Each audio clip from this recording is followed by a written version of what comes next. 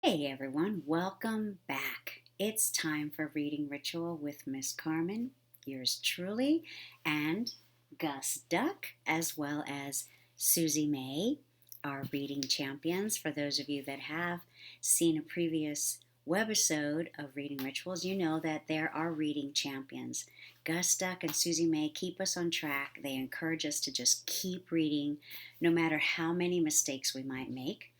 I used to do this as a little girl when I was studying or learning something, and not only was I dealing with the language barrier, but I was also dealing with the slight case of numbers and letters sometimes get jumbled around in my brain, and then I stumble when I'm reading. I got over that because of my reading champions and always being encouraged to just keep going. So that's what I hope that you'll see in these webisodes.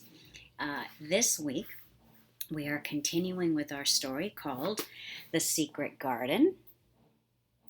And this is the story of Mary Lennox. She has left her home in India. She's gone to live with her uncle in Misselthwaite Manor in England. And all sorts of adventures are happening, and she is starting to change. She's starting to have empathy and compassion for other people instead of just being a very self-centered, what I would call a rude little girl. So her life is changing, and we are learning this story, The Secret Garden.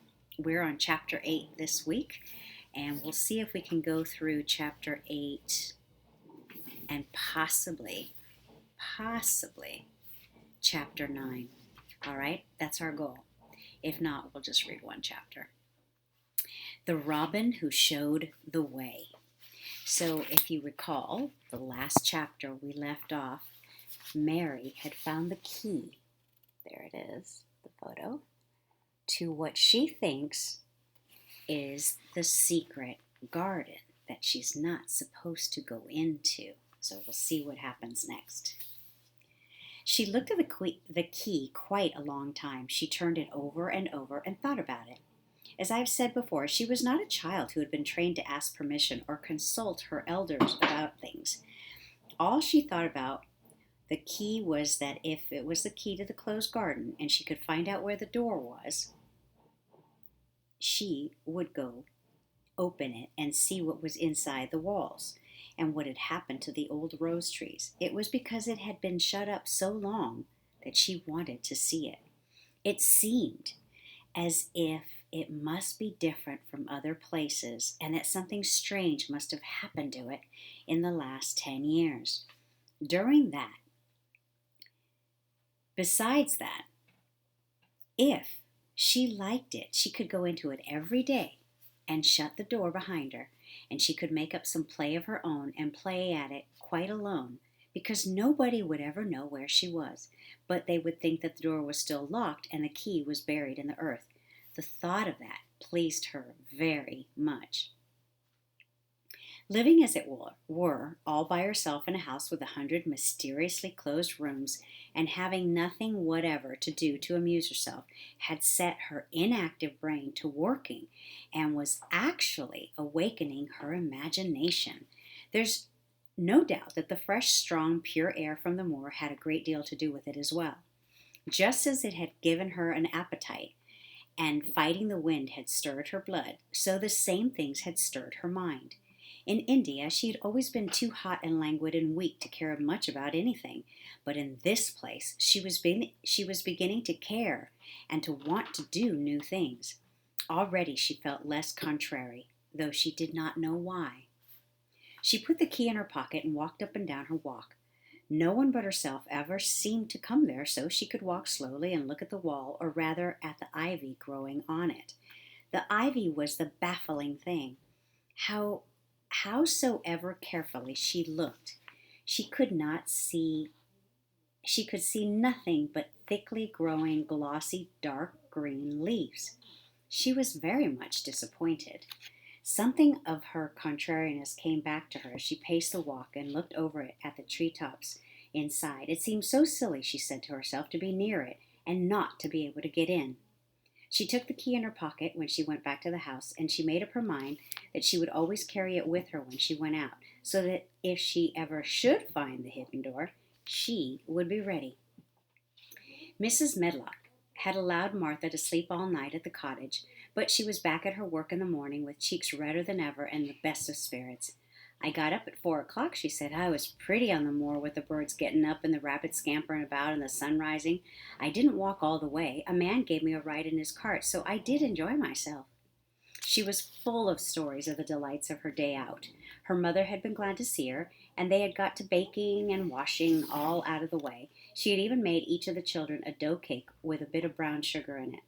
I had them all piping hot when they came in from playing on the moor, and the cottage all smelt nice, clean, hot bacon, and there was good fire, and they shouted for joy. Our Dickon, he said our cottage was good enough for a king.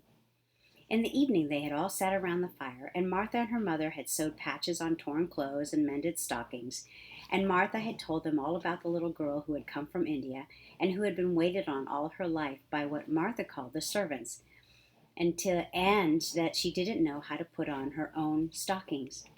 Oh, they did like to hear about you, said Martha. They wanted to know all about the servants and about the ship you came in. I couldn't tell them enough. Mary reflected a little.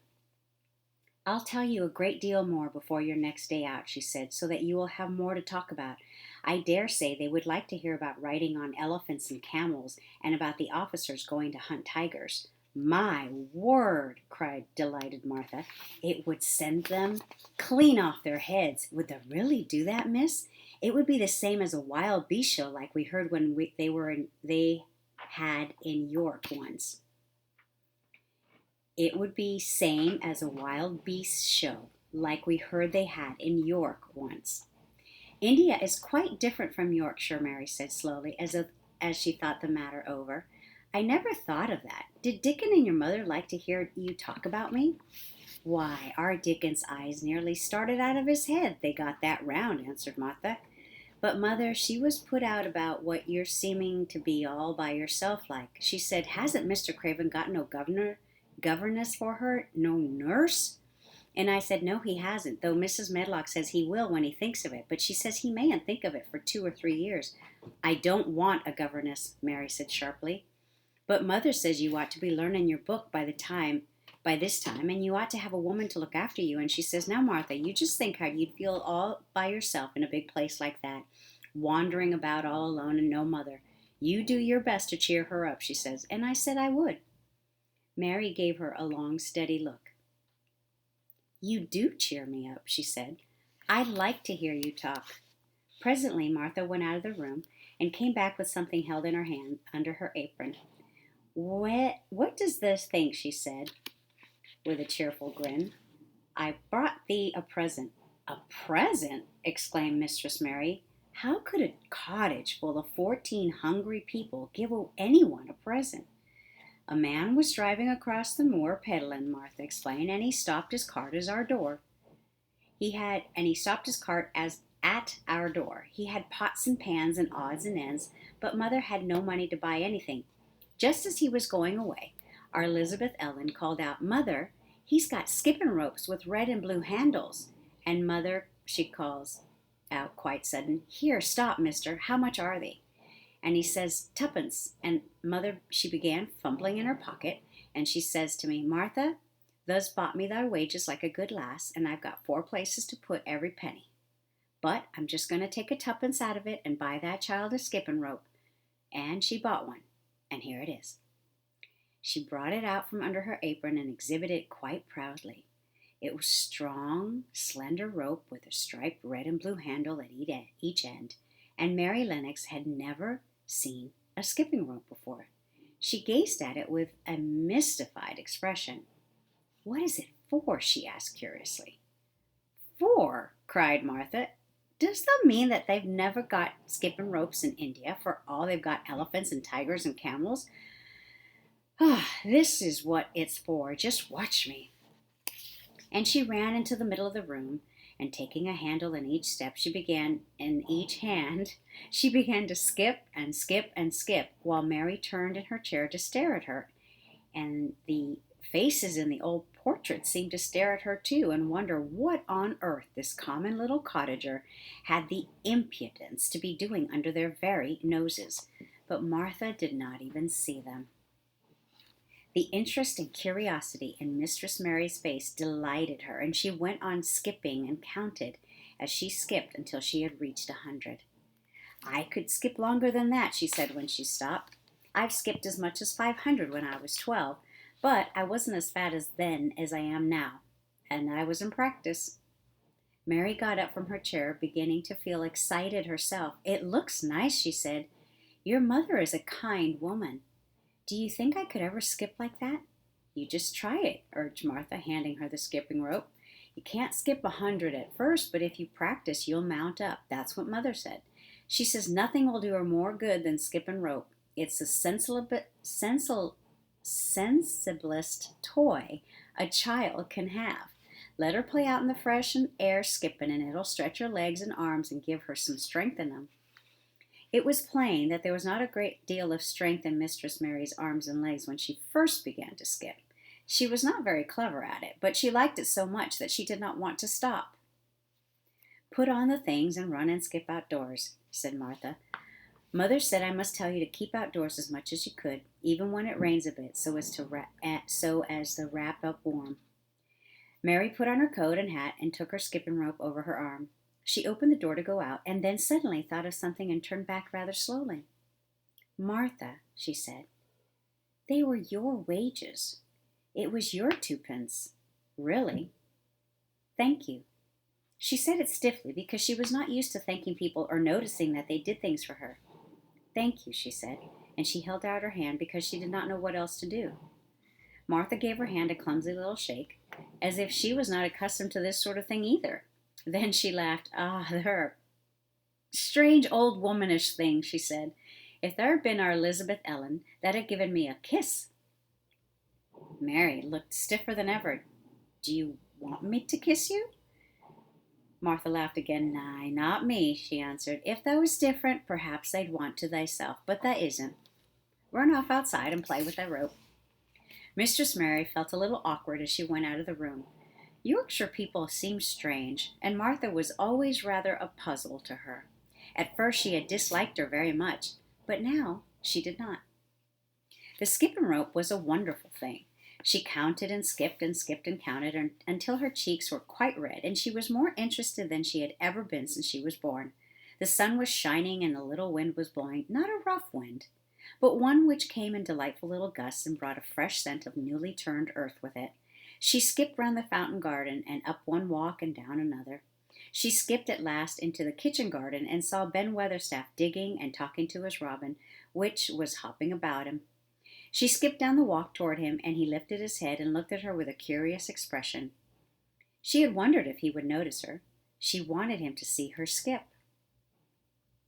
"Well," he exclaimed, "upon my word, perhaps thou art a young un after all, and perhaps thou'st got child blood in the veins instead of sour buttermilk. Thus skipped red into the cheeks. As sure as my name's Ben Weatherstaff, I wouldn't have believed you could do it." "I never skipped before," said Mary. "I'm just beginning. I can only go up to 20. "Thou keep on," said Ben. "Thy shape's well enough at it for a young un that's lived with heathen. Just see how he's watching thee," jerking his head toward the robin. "He followed after thee yesterday. He'll be at it again today. He'll be bound to find out what the skipping rope is. He's never seen one. Shaking his head at the bird, "Thy curiosity will be the death of thee sometime if thou don't look sharp." Mary skipped all around the gardens and round the orchard, resting every few minutes. At length she went to her own special walk and made up her mind to try if she could skip the whole length of it. It was a good long skip, and she began slowly, but before she had gone halfway down the path, she was so hot and breathless that she was obliged to stop. She did not mind much, because she had already counted up to 30. She stopped with a laugh of pleasure, and there, lo and behold, was the robin swaying on a long branch of ivy. He had followed her, and he had greeted her with a chirp. As Mary had skipped toward him, she felt something heavy in her pocket strike against her at each jump, and when she saw the robin, she laughed again. "You showed me where the key was yesterday," she said. You ought to show me where the door is today, but I don't believe you know." The robin flew from his swinging spray of ivy onto the top of the wall, and he opened his beak and sang a loud, lovely trill merely to show off. Nothing in the world is quite as lovely as a robin when he shows off, and they are nearly always doing it.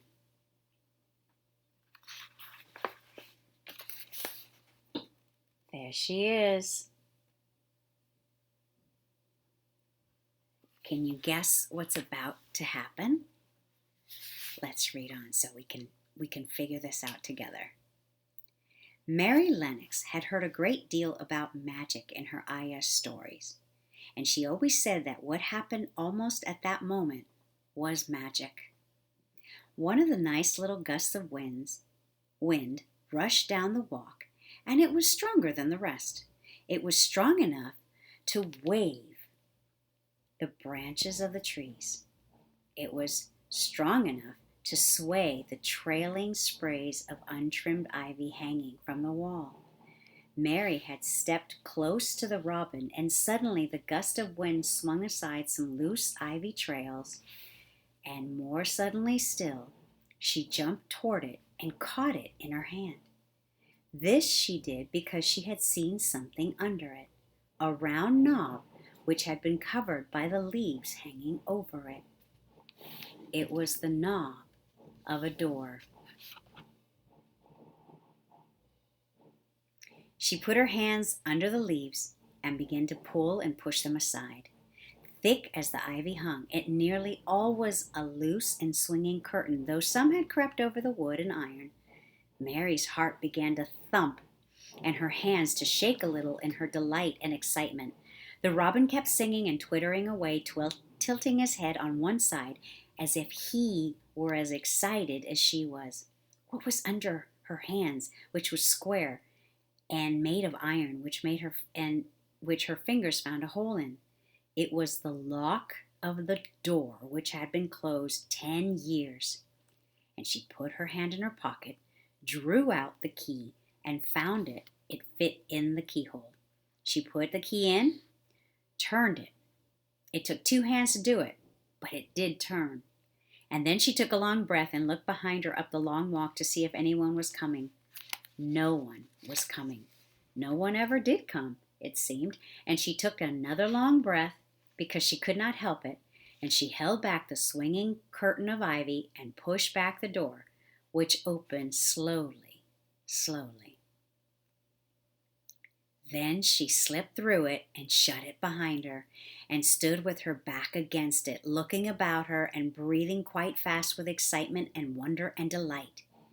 She was standing inside the secret garden. Oh my, this is quite a moment. And this is chapter 8. We're going to just finish that off for today. Thanks so much for joining me on Reading Ritual with Miss Carmen. We have just finished chapter 8 of The Secret Garden, and the next time we meet will be on chapter 9. As always, please like and comment on the post below, and if you share Reading Ritual with Miss Carmen, that's even better. Share it with your friends and other kids who might want to take a listen and take a break just to hear some pretty cool stories that we read here on Reading Ritual with Miss Carmen. All right, everyone. Gus and Susie May say goodbye. Until next time. Bye-bye.